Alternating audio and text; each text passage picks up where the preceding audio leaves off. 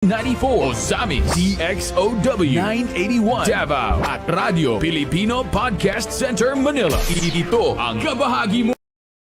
Radyo Pilipino, napapakinggan on air and online sa buong mundo sa pamamagitan ng www.radiopilipino.com. radiopilipino.com. Impormasyong may kalidad at serbisyong may halaga. Kasama katuwang kapinoy. Kabahagi mo. Radyo Pilipino. Radyo Pilipino. Pulsong Pinoy.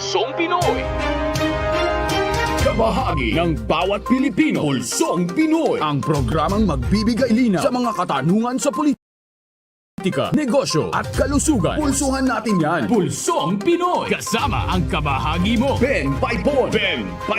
Pulsong Pinoy.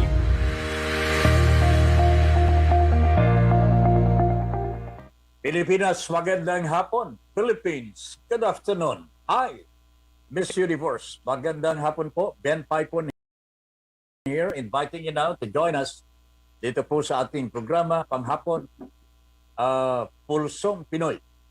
Radyo Pilipino. Sa man panig ng mundo, kabahagi mo, Radyo Pilipino.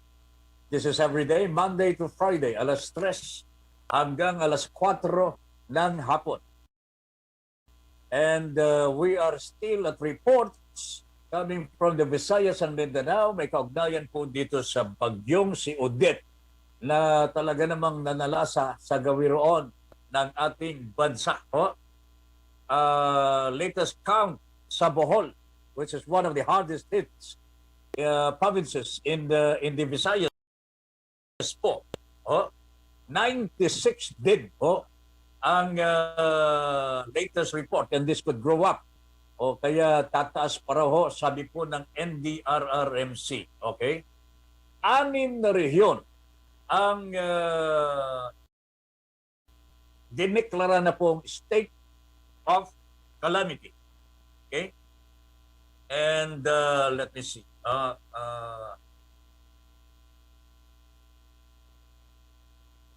Ayan o. Nangako din po ang ating Pangulong Duterte. Ito'y magandang pangako ito. Sana tutuparin, no? At makahanap talaga ng funds. Duterte promises to raise. Maghahanap daw po ng 10 billion pesos para sa mga biktima ni Odette. Yeah. Kasi nga naman wala nang natira daw po sa funds natin. 2021 at special funds for the pandemic, ubus na raw po. Hindi naman daw po pwedeng gamitin yung mga inutang ho natin. Umaabot na po ng trilyon ang utang ho natin. Hindi raw po pwedeng gamitin dito po sa bagyong Odette. Kasi nakalaan lamang po ang mga inutang ng ating pamahalaan sa pandemya. Yan po ang sinabi ng Department of the Budget. Ayan, okay. Sana isauli na rin nila yung mga komisyon nila nanggaling sa Farmally kung meron man. Naku, malaki siguro ang komisyon ang natanggap po ng mga taga-PS-DBM from Farmally officials once the transaction was consummated. Bilyong piso po ito, mga kababayan. Siguro kung hindi po natin nilustay ang pera ho natin at ipinaubaya sa mga tsekwa, ay nako, baka meron pa tayong pera ho ngayon. Pero eto, wala na tayong magagawa. But the President promises to raise 10 billion pesos. Hindi ko alam kung saan po siya kukuha ng 10 billion. There is only one source of money that the President can draw para sa bagyong Odette. You know, alam po ba niyo kung sino? Yung kanyang boyfriend. May boyfriend ng ating Pangulo. Love na love daw po niya ito. Si Xi Jinping. Xi Jinping mga kababayan ko at mga kabahagi. Yan ang love ng ating Pangulo. Pasensya na ho kayo mga kabahagi, hindi kayo love talaga. Pero love po niya si Xi Jinping. Ayan.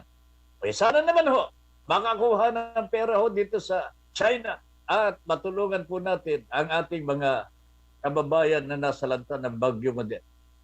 Alam po ninyo ang inaabot po ng mga ito. Think of this, ha? Wala po silang kuryente hanggang ngayon. Wala pong tubig kasi kung walang kuryente, wala pong tutulak ho sa tubig na dadali po sa mga gripo natin. Ang gagaling po sa power, sa enerhiya po.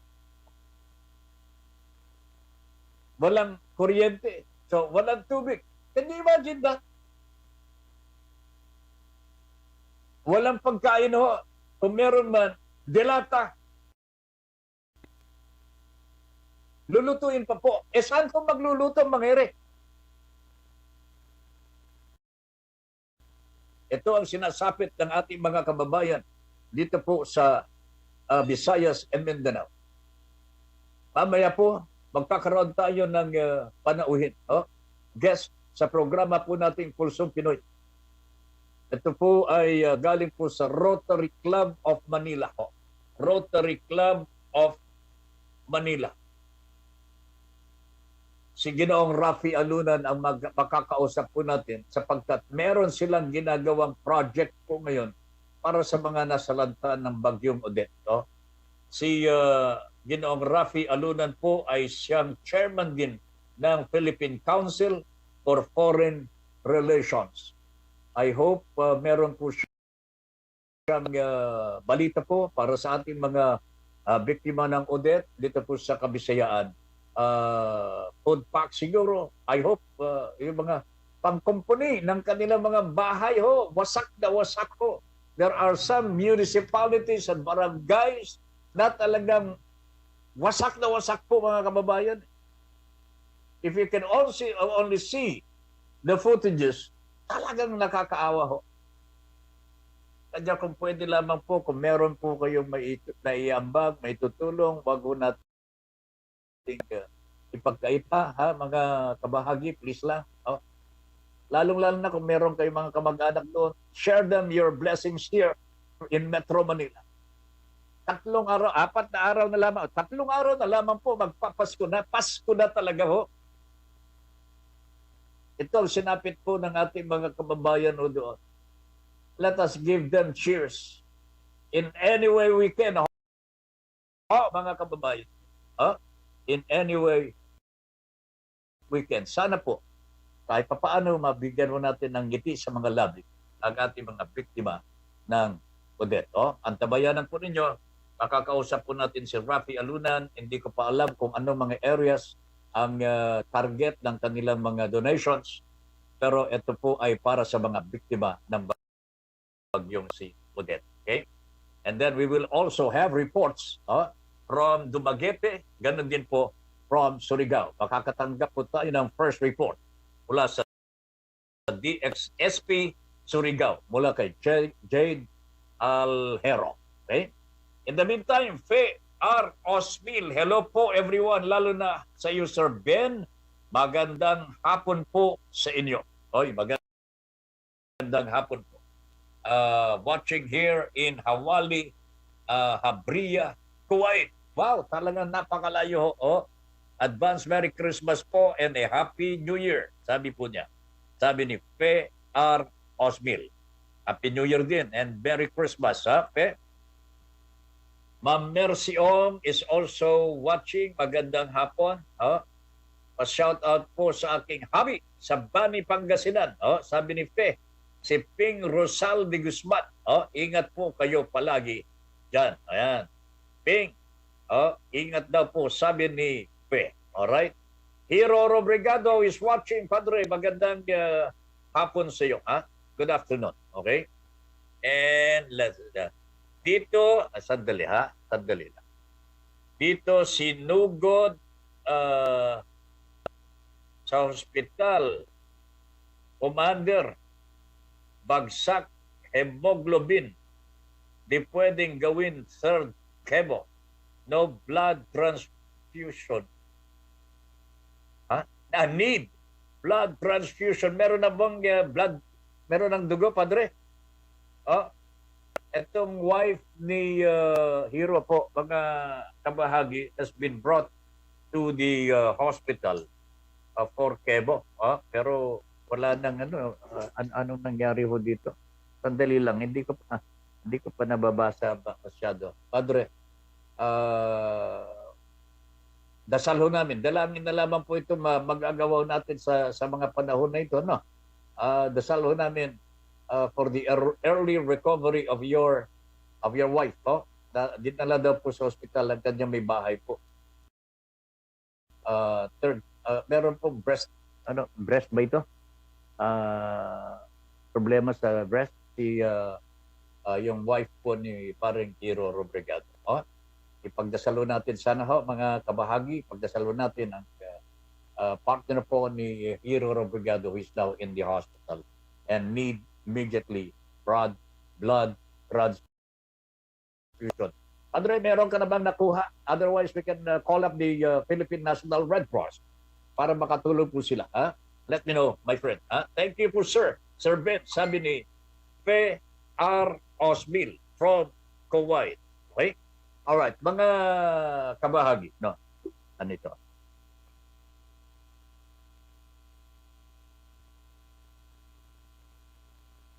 Sino? Alright, okay. Ano ba itong basahin ko na lang. Okay na. Babasahin na natin kasi baka hindi tayo magkaintindihan. Ayan. Sino ito? Alright. Okay, sandali. Ben. Okay. Alright. May update po tayo mga kabahagi mula sa Surigao. Mula sa DXSP Surigao. Mula sa ating kasama si Jade Ahero. Jade, magandang hapon. Please, come in.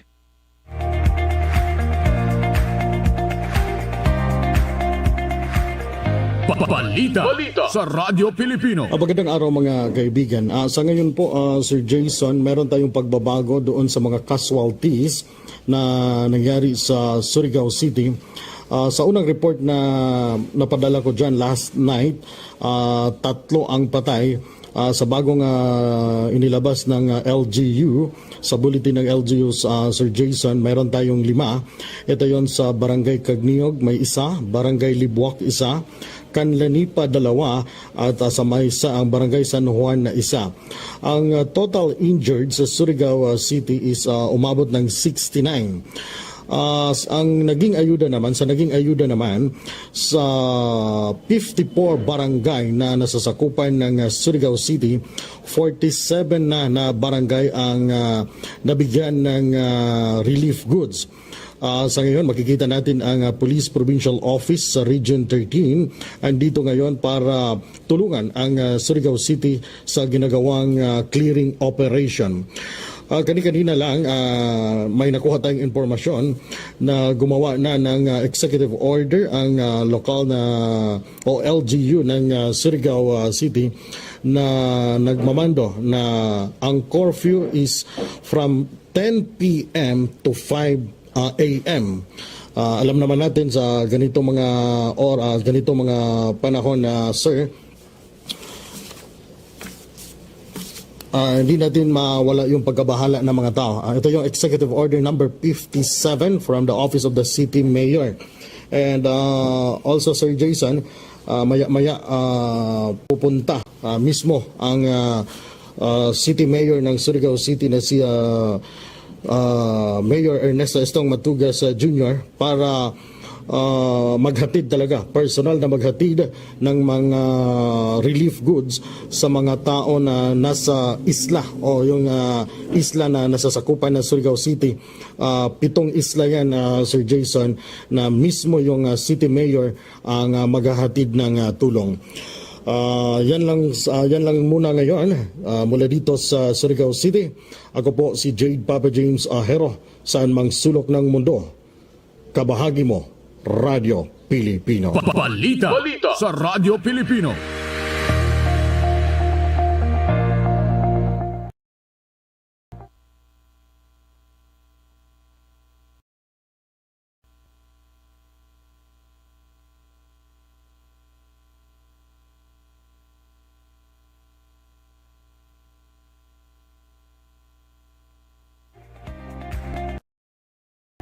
natin.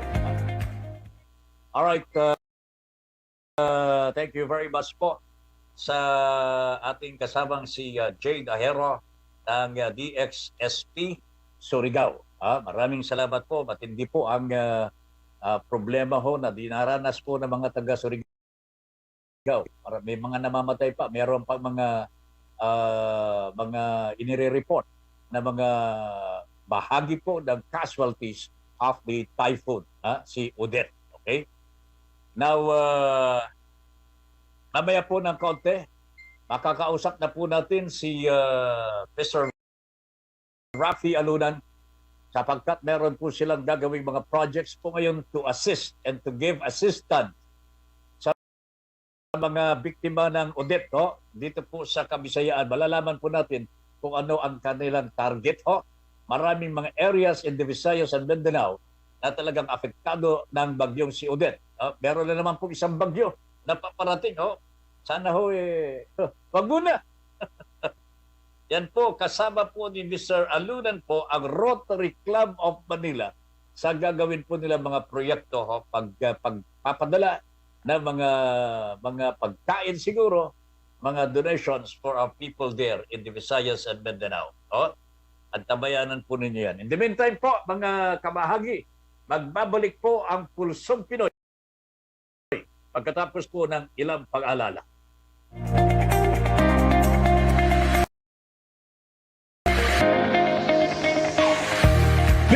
Ben Paipon sa Pulsong Pino.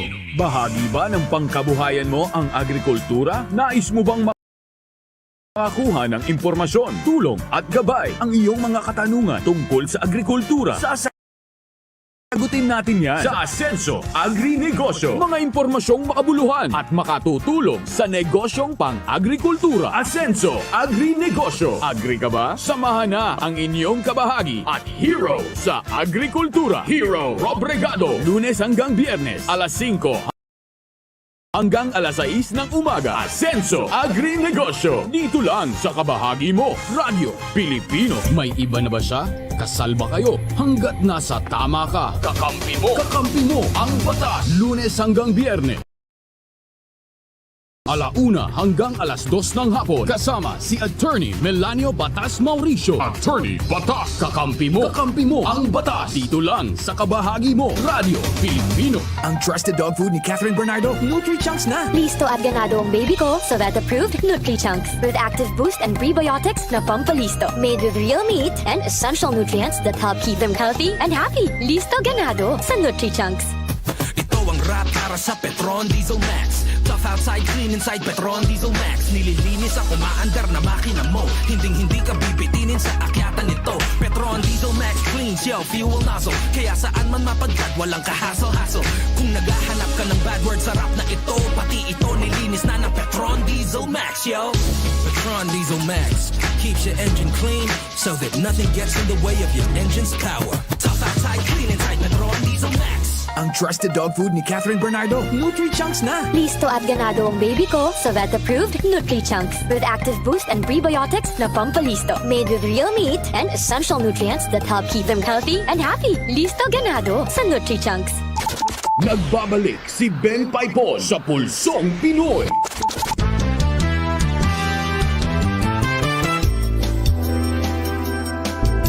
Alright, balik tayo mga kabahagi sa ating Pulsong Pinoy. Dito po sa Radyo Pilipino, sa Magpanig ng Mundo. Kabahagi mo, Radyo Pilipino. Ben Paipon po ang nakakasama po ninyo sa mga oras na ito. Meron pa tayong tatanggaping report mula sa Dumaguete maya-maya ng konti. And of course, our guest for this afternoon, si Ginoong Rafi Alunan. At tabayanan po natin yan. In the meantime, Jomar Maymar is watching now. Si Mel Rodelio Militante, un lindo lunes por la tarde. Señor bien y también a todos los seguidores de su programa. Kala mo, marunong ako talaga mag-Espanyol. Alright, thank you very much, Mel Rodelio Militante. Ma'am Josephine Roquero, good afternoon, Sir Ben and Madam Lynn. Blessed Wednesday and Pulsong Pinoy. God bless and God first. Ayan. Thank you very much po sa lahat ng mga watchers po natin. Ayan. Wednesday na po pala. Nahihilo na ako, sabi ni Mel Rodelio Militante. Nagkasakit din po kasi ito eh. At nagpapahinga po sa mga panahon na ito. Okay. Mel, magpagaling ka. Okay? Ready na ba ang guest po natin? Mga kababayan at tagakabahagi, nasa linya na po natin ang ating guest po this afternoon from the Rotary Club of Manila and the Chairman of the Philippine Council for Foreign Relations, Mr. Rafi Alunan. This is a report muna. Alright. Mamaya pa pala ho yun. Yung guest natin. Report muna ang tatanggipin ho natin mula sa DYRM Dumaguete, si Arnel Bantog. Arnel, magandang hapon. Ibahagi mo. Balita sa Radyo Pilipino. Magandang araw mga kabahagi, narito po ang ating mga balita galing po dito sa lalawigan ng Negros Oriental. Ang sitwasyon po ng dala po sa bagyong Odette noong nakaraang linggo. Base po sa initial na report sa PDRRMO, 66 ang patay, 22 ang missing, 92 ang injuries. Nasabi sa PDRRMO officer Adrian Sidilio na may initial report na 1,632 na pamilya sa syudad ng Gihulgan City ang biktima. 34 sa Bayawan City at 111 sa Dakbayan o sa syudad ng Bay City ang mga biktima dahil po sa bagyong Odette, mga pamilya. At sinabing initial report na 5,000 na mga bahay ang totally damaged sa mga lugar ng Bayawan City, bayan ng Mabinay, Bindoy at ng syudad ng Canlaon. Sa ngayon, ang lalawigan ng Negros Oriental ang patuloy na nagbigay ayuda sa mga biktima sa bagyong Odette, mga pamilya na nawalan ng mga bahay at nawalan yung mga pamilya din na ang kanilang mga mahal sa buhay ay nawala rin dahil po sa bagyong Odette. Sa syudad ng Dumaguete, sa awa ng Panginoon, ang syudad ng Dumaguete hindi masyadong natamaan sa biktima. Ang nangyari lang ay mga pagtumba lang sa mga puno ng kahoy doon sa mga bahay, sa mga daan, kaya daling rescue, gumawa ng operasyon sa ang syudad ng Dumaguete at mga kapitbahay na mga bayan para lang mapadali ang pagbalik sa normal sa serbisyo sa kuryente. 3 araw na nawala ng signal ng komunikasyon ang lalawigan sa Negros Oriental pati na ang syudad sa Dumaguete at ang mga ilaw o kuryente sa serbisyo sa kuryente ang natagalan din sa pagbalik. Sa ngayon, ang lalawigan sa Negros Oriental o syudad sa Dumaguete, may mga bayan dito na meron ng mga kuryente pero hindi pa lahat.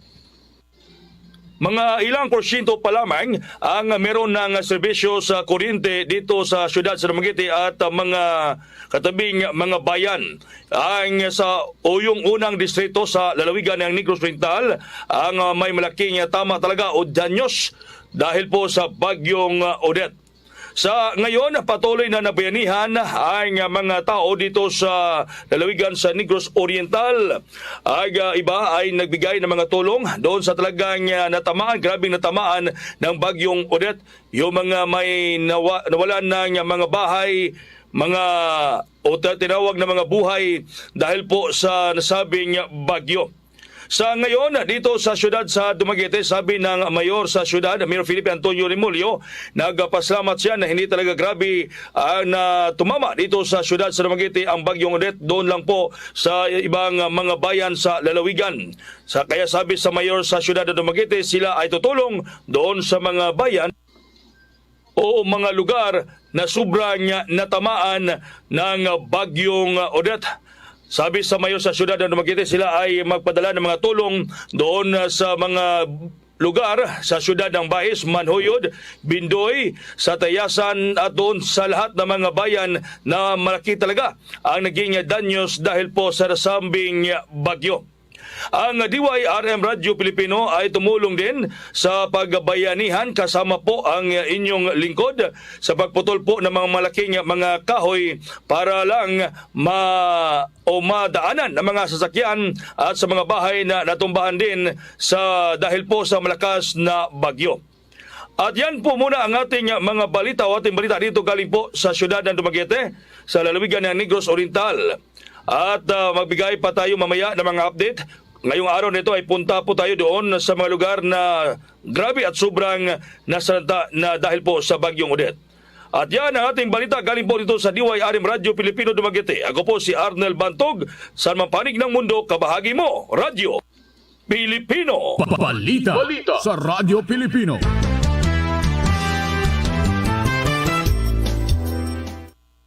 Maraming salamat, Arnel Bantog. Grabe talaga. Kung makikinig lamang po tayo sa mga balita, talagang mababagho ang damdamin ho natin. Kanya, the only way to cure this is for us to really do something na makapagparating ho tayo ng anumang ayuda, anumang saklolo, anumang tulong para sa ating mga kababayan ho doon. Lalo na po yung mga may kamag-anak ko doon, wherever yung relatives are, gawan po natin ang paraan na marating ko natin sila. I know that it is difficult na mag-communicate po sa mga areas completely devastated by the typhoon. Medyo hindi pa po pwede ang kuryente, tubig, communication line. Medyo mahirap pa po. Kaya ito pinag-uusapan natin ng kahapon. At ito naman pala ho rin ang talagang iniisip po ng ating Vice President ngayon. I think it's about time really to think about yung bang ilagay ho natin yung mga kable ho ng kuryente ho sa ilalim po ng lupa. At wag na ho nating ibuyang-yang na tamaan ho ng malalakas na hangin ng anumang bagyo dumarating. We have been experiencing hard times tuwing may dumating na bagyo sa ating bansa. Any part of the country. Pagka medyo malakas, nadadali po ang mga poste ng kuryente po natin. And that happens every time there is a strong typhoon mga kababayan. But we never learned our lessons. Hindi po natin napapaghandaan ito eh. Bakit? Mas gusto po ba nating gumastos every year para sa mga poste ng kuryente? Mas okay ba sa inyo yun? Mga LGUs at national government officials? Ay nako. Mga kababayan at mga kabahagi, nasa linya na po natin ang ating guest po ngayong araw sa ating programa. Ang miyembro po ng Rotary Club of Manila and the chairman ng Philippine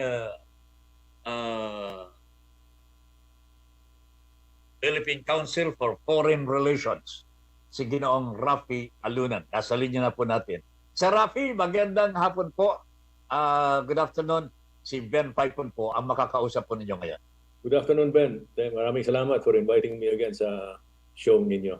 Yeah, I was very happy when Chris told me that you would like to be, mag-usap po tayo sa Impapawid para may parating natin.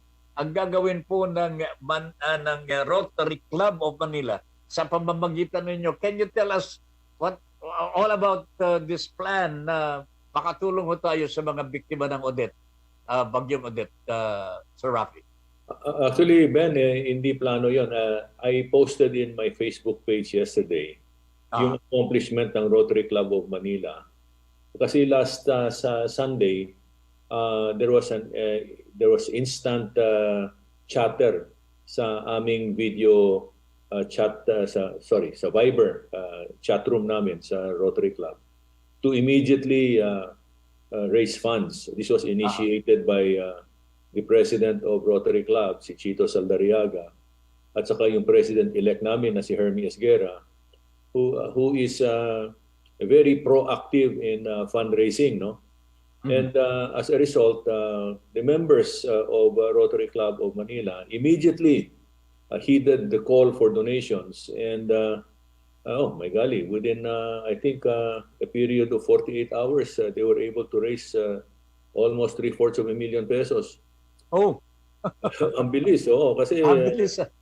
oo, kasi ang laki talaga ng pinsala, and most of the members have decided na rather than spend for Christmas on usual celebrations, etc., i-divert na lang yung pera sa mga ating mga kababayan na napinsala, no ha? So yesterday, out of the funds that were raised on short notice and on record time, yesterday we were able to ship out through the Philippine Navy a number of goods that were boarded on BRP Tarlac 601 sa Pier 13, South Harbor. These were sleepers, blankets, native mats, mga banig. Ako, yan ang kailangan ho nila doon. Oo, at saka yung solar portable generators. Yes. Yes, and then today, may pahabol pa na something like at least 200 cases of bottled water, no? And so these are continuing effort to be of assistance to our kababayans in need. And nakasalang din sa Armed Forces ang aming request for Philippine Air Force transportation to the Visayas, possibly Negros, to ferry our medical team to assist or augment medical teams in the area already. We have defrayed also some monies for the medical team, for their medicines, for their food, the lodging, etc.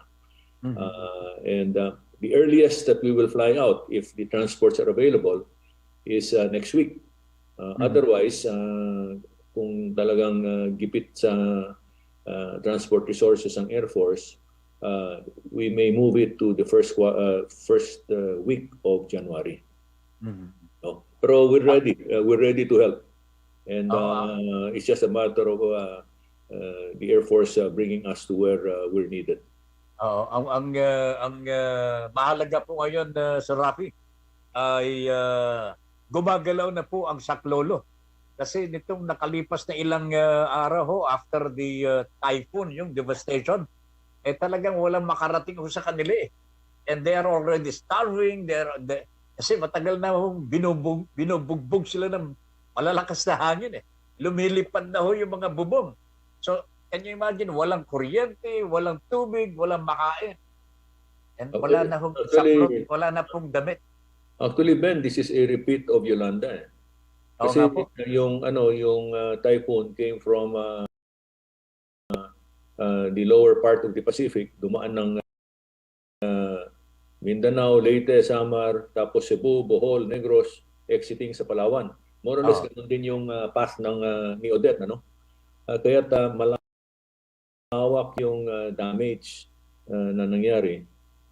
And that's why hard-pressed ngayon ang armed forces, notwithstanding that over the past 8 years, they built up their number of ships and airplanes precisely to address situations like this. The difference lang is that during the time of Yolanda, kulang ang assets ng Air Force. Marami namang assets na dumating coming from other countries, no? Like the United States, Japan, Korea, even China. Ngayon, we seem to be on our own, and I don't know why. Medyo matumal ho, Sir Rafi. We are performing very well. Our armed forces are doing very well together with the Coast Guard as well as the Philippine National Police. The PNP is the backbone doon sa ground. But pagdating sa transport, sa logistics, critical yung Air Force, Navy at saka Philippine Coast Guard. They're doing extremely well. Kaya lang, I don't know kung ano nangyari sa international aid kasi usually mabilis yung kanilang response. This time around. Mas mabilis pa nga ho sa atin dito eh. Yolanda, Ayun, no? it was really talagang nakakataba ng puso ho, yung biglang dumarating ho yung mga rasyon, yung mga donations coming from other countries. Pero ngayon po parang hindi natin nararamdaman ho, Sir Rafi.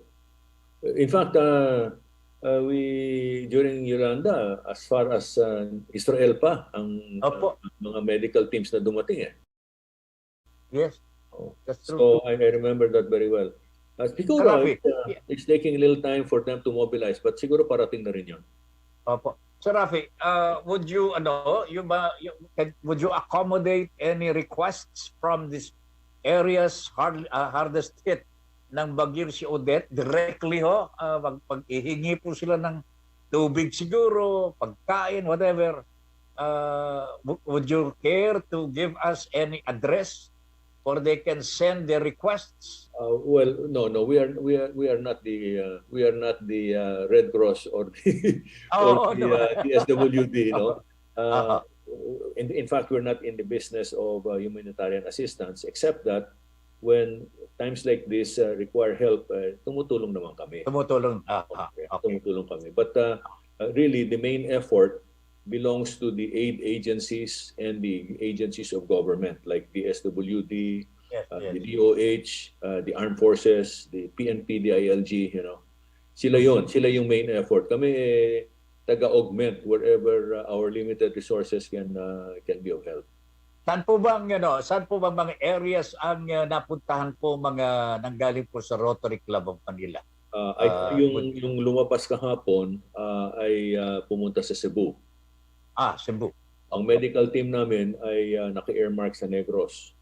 Okay. At yung bottled water na dumating ngayon, I don't know if the Navy will be able to accommodate, most likely Coast Guard. And there's a ship from the Coast Guard that's leaving for Palawan naman. Mm-hmm. So, kasi water is required everywhere. Everywhere ho. Lalo na sa Dinagat Island. Totally flattened daw po yun eh. And they don't have any water there. That's correct. Baka siguro may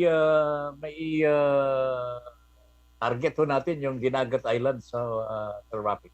Ang critical dito ay desalination, yung mga maliliit na desalination equipment. You'll have that sa mga yate, mga malalaking sailboat. Meron silang desalination equipment so that they can drink potable water from the sea. From the sea, no? So, yun ang kailangan. If DSWD and other agencies of government can provide small portable desalination plants. Correct. Malaking bagay yun. Balita ho nga namin sa Rafi, may mga areas na umiinom na po yung mga kabayan ho natin directly from the river. Yeah. Ilog, Diyos ko po, agagaling lamang po ng bagyo. Yeah, that reminds me also of the time when we had an earthquake sa Baguio, and Baguio was totally isolated. Apo. And the people there were drinking water from the rivers. I know, but it's very dangerous. Very dangerous because the same river was being used to wash their clothes and to take a bath, etc. No? So, very polluted na rin. And you don't know what you're ingesting when you're drinking. Yeah. So anyway, we would like to thank you very much, Sir Rafi, for all this help that the Rotary Club of Manila is doing already for our people there sa Visayas. Ang dami pa po talagang hindi po siguro nakakainom ng pure water, yung talagang purified water. No? Well, I'm with the Pepsi Cola also. No, I sit on the board of Pepsi Cola, and we have 11 plants nationwide. I'm pretty sure that the plants in the affected areas are also providing bottled water, to the affected residents. But we were also affected. Some of our plants were damaged by but we're slowly we're gradually getting back on track sa production. And I know that in cases in situations like this, nagpo-provide talaga ang Pepsi Cola ng tubig. Water supply. Sir Rafi, I would like to get your help here Kasi every time, almost every year, we have typhoon, strong and very, very strong. And we never had any response. Natutumba ho ang mga poste ho natin eh. 73 years ago, today, naranasan ko na po ang binabagyo ho dito sa atin. And tuwing magkakaroon ho ng bagyo, natutumba ho mga poste ng ano natin, ng kuryente ho natin. So we do not have power, we do not have water. Tama. But this is going every year. Sabi ko nga, Sir Rafi, tulungan po ninyo kami dito na sabihin po sa mga government officials natin, lalong na mag-election na po. Mas mabuti siguro, ilagay na po natin sa ilalim ng lupa ang mga kable na ho natin for power. What do you say, sir? Yeah, I agree with you completely, Ben. Matagal na yan sinasabi. It's the question is implementation. Apo. No? Hindi lang implementation, integration of effort. Kasi Yes. it's both the national and local governments that have to Correct. team up and get this thing going. Ano? Ang problem sa national elections. And nakakasira sa teamwork at saka sa unity. It's just like the armed forces, revolving door doon sa itaas. Instead of a 3-year term ng armed forces chief of staff to make sure that everything is institutionalized during his term of office. Every 6 months or less than 1 year, umiikot. Nagpapalit. And so, yung mga staff sa baba na linagay nila, labas din. So, walang continuity. Nalilito tuloy. Nalilito tuloy. And so, I understand that parang nasettle na yata yan ngayon. I think we will, for the first time, we're going to have chiefs of staffs of Air Force, armed forces and police that will have a 3-year tenure. So, I'm looking forward to some continuity there. But in terms of continuity dito sa political level and in terms of public service, napuputo lagi kasi iba yung kultura natin eh. It's puro self-service eh. Puro self-interest eh. Nakakalimutan itong mga basic requirements ng taong bayan. So, I agree with you 2,000% na kailangan underground yan. There's a subdivision that I invested in. Bumili ako ng lote doon precisely because of that reason na walang mga wires, walang mga poste above ground. Everything's underground. Nasa ilalim. Nasa ilalim. And that is the beauty of that subdivision, which is somewhere in San Pedro, Laguna. If I mention the name, I have to ask them to pay me royalty for Atin na lamang ko yun. At least a waiver of monthly dues. Ma-reduce ng kaunti. Anyway, Sir Rafi, thank you very much for your time, ha? And we hope we can have more donations for our people there. I think kailangan talaga po nila. Kulang pa po ang nakakarating ho sa kanila. And I think it's necessary that every Filipino citizen now, lalo na 3 araw na lang magpapasko na, we cannot afford to let these people down, no? While we are enjoying our Christmases dito po sa malayang lugar sa Metro Manila. Sir Rafi, thank you. Ben, many of our members donated to emergency supplies yung pera that they were earmarking for Christmas gifts. Dinivert nila for donations. So, ganun talaga. Whole of nation effort ito to help our kababayan. Kung walang tutulong sa atin, mga foreigners, okay lang. Tayo. Mas mabuti nga po ito, Sir Rafi. Mas mabuti nga ito. Masubukan na ho natin ang talagang kapatiran ng mga Pilipino. Sir, Totoo yan. Thank you very much. Maraming salamat po. Mabuhay ka, Ben. Okay. Mabuhay po. Alright, mga kabahagi, si Sir Rafi Alunan ng Rotary Club of Manila at the same time the chairman po ng Philippine Council for Foreign Relations. Magbabalik po ang Pulsong Pinoy pagkatapos po ng ilang paalala. Ben Paipon sa Pulsong Pinoy. Pulsong Pinoy. Radyo Pilipino. Alamin ang mga importanteng kaganapan sa iba't ibang panig ng mundo. Mga balitang mahalaga. Mga balitang may kabuluhan. Sa Balitang Pandaigdigan. Balitang Pandaigdigan. World News. Mga pangyayaring may pakialam ang bawat Pilipino. Ibabahagi ni Buddy Bernardino. Live from Radyo Pilipino UK. Tuwing Lunes, Miyerkules at Biyernes alas 4 hanggang alas 4:30 ng hapon. Balitang Pandaigdigan. World News. Dahil saan mang panig ng mundo, kabahagi mo ang Radyo Pilipino. Papalapit na ang eleksyon at sasalalay sa atin ang desisyon. Tayo ba ay maiisahan o tayo ba ay magkakaisa sa pagpili para sa bayan? Isahan! Sino ang makakaisa? Sino ang makikiisa? Isahan! Alamin ang mga sagot nila. Alamin ang mga plataforma upang mamulat ang sambayanan sa nalalapit na halalan. Isahan! Eleksyon talakayan. One-on-one interviews with electoral candidates. Isahan! Lunes hanggang Sabado, alas 11 hanggang alas 12 ng tanghali. Isahan! Kasama ang batikang mamamahayag at kolumnista sa radyo, telebisyon at dyaryo. J. Maderazo. Dito lang sa kabahagi mo, Radyo Pilipino.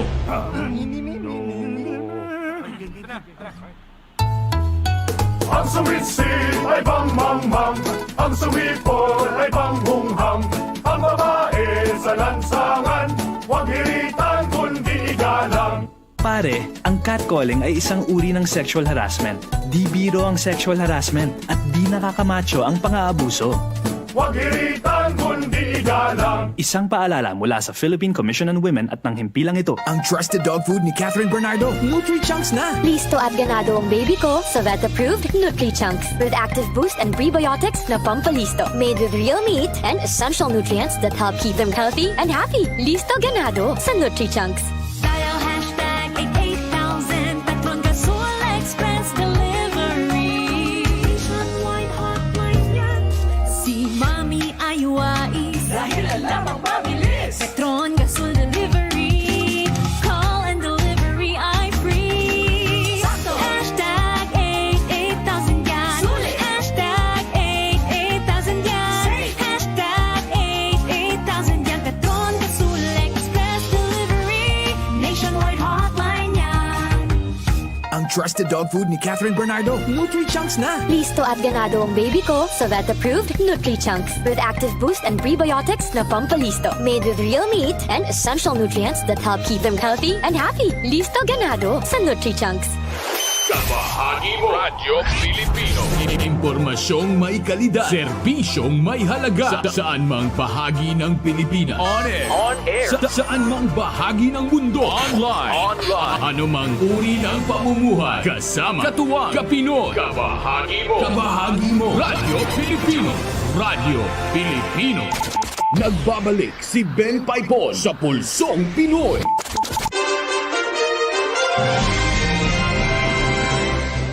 Alright, balik tayo mga kabahagi sa ating Pulsong Pinoy.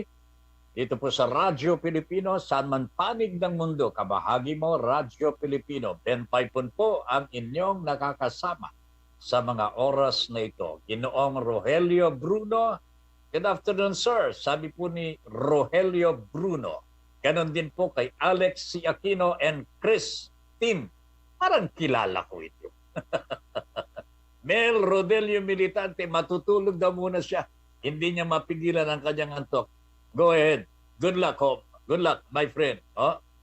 I would like to extend my thanks to some people, ho. Mga kababayan, pinuntaan po namin kanina ng isang humihingi ng hustisya. Oh? Dito po sa Department of Environment and Natural Resources. Mga magsasaka po ito sa Negros Oriental.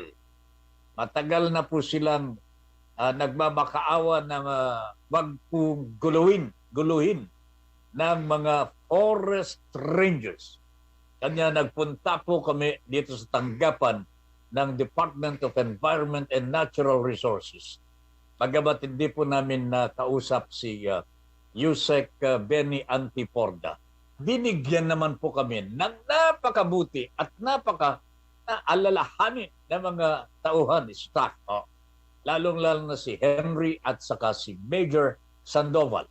Major Sandoval is the Chief of Staff ni Yusek Antiporda at Executive Assistant naman po itong si Henry. Pareho nating nasa media din po nung araw po ito. Pero nasa paglilingkod bayan na po sila sa Department of Environment and Natural Resources. Tuwan-tuwa po kami ng aking kasama si Jomar. Ito po ang anak ng isang magsasaka na dumaranas po ng panggigipit mula dito po sa mga forest rangers. And initially mga kabayan, mukhang magtatagumpay po ang aming hangarin na mabigyan po ng katarungan itong pamilya ni Jomar dyan po sa Negros Oriental. Naniniwala po ako na tutulong ng malaki itong si Yusek Antiporda. Binigyan po kami ng talagang mapagkakatiwalaan at talagang mababait na staff in the persons of Major Sandoval, ang Chief of Staff po ni Benny Antiporda at saka si paring Henry. Thank you very much, guys. Mabuhay kayo. Merry Christmas. At sabi na lamang po kay Benny, kay Yusek Antiporda ang taus-pusong pasasalamat ng pamilyang Pahayhay at siyempre po ng pamilyang Ben Paipon. Na siyahan po ako, natuwa po ako sa ginawa pong pag-alalay at pagsaklolo ng mga tauhan ni Yusek Benny Antiporda. Thank you very much, sirs. Maraming salamat po sa inyo. Alam po ninyo mga kababayan at mga kabahagi, pagka kayo po nangangailangan ng tulong, at nandyan na po kayo sa tanggapan ng tutulong po sa inyo, mararamdaman po ninyo yung talagang sincero, yung honest na tumutulong. Kaya nakakataba ng puso.